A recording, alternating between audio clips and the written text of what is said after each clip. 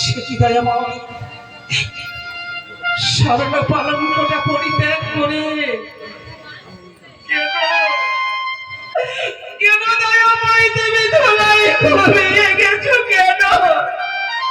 ওগো ওগো স্বামী,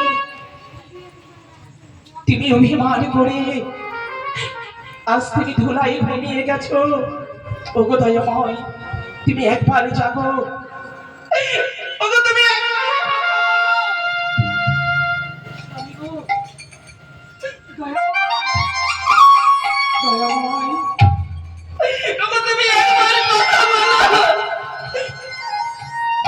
স্বামী, এত অভিমান করলে তুমি আমার প্রতি, তুমি আমার ডাকে সাড়া দিচ্ছ না কেন? তোমার কি হয়েছে বলো? আমার স্বামী এত অভিমান করেছে, আমার সঙ্গে কথা বলছে না। সে কি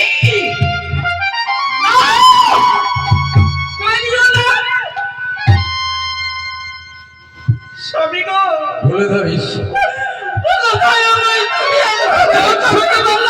ভাষাই কথা বলবো, আমি কেমন করে বলবো তার পতিকে আমি দংশন করেছি।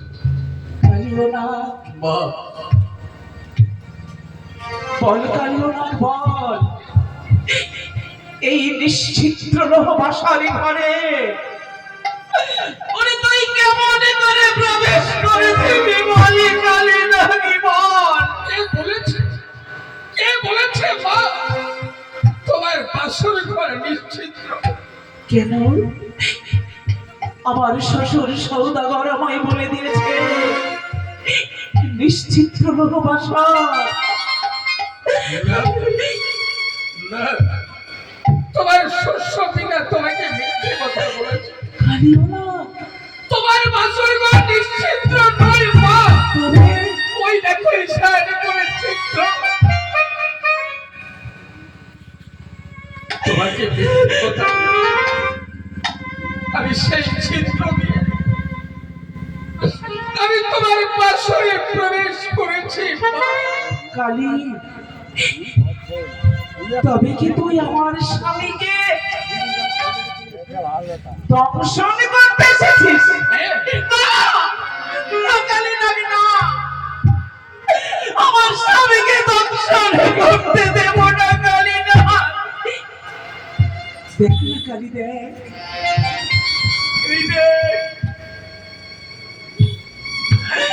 আমি নারী জীবনে কত সাজে সেজেছি রে। দেখ না কালী, আমি যে সিঁথি ভরে সিঁদুর পরেছি রে।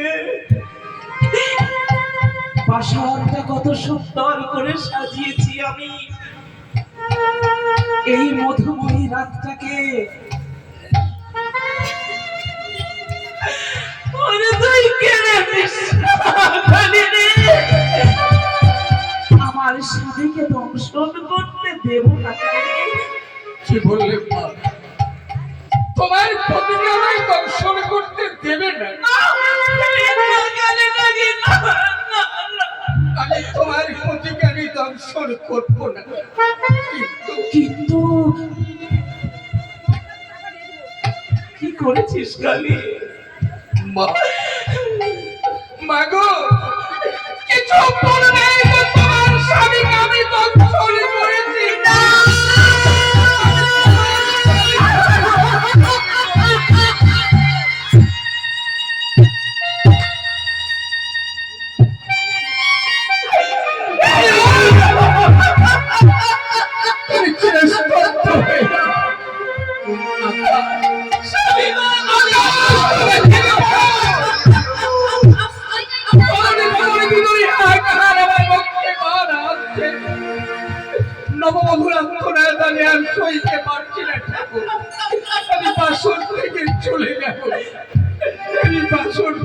চলে যাব।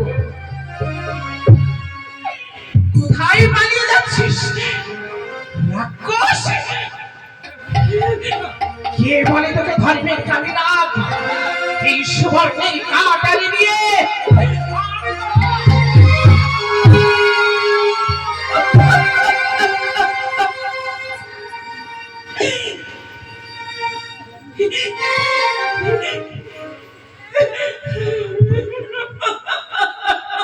এ কি করলে বল? স্বর্ণ কাটারে নিক্ষেপ করে আমার অষ্টঙ্গ করছো তুমি কেন কাটলে? কেন পারলে না ওই স্বর্ণ কাটারে এই কালো নাগের হৃদয়ে নিক্ষেপ করতে? অভিশপ্ত নাগ জীবন থেকে আমি মুক্তি পেতাম না। কালী রে, আমি তোকে মেরে বড় ভুল করেছি। আয় আমার কাছে আয়। বল, আমার স্বামীকে তুই দংশন করেছিস, ভালো করেছিস কালীনাথ। ওরে তুই বড়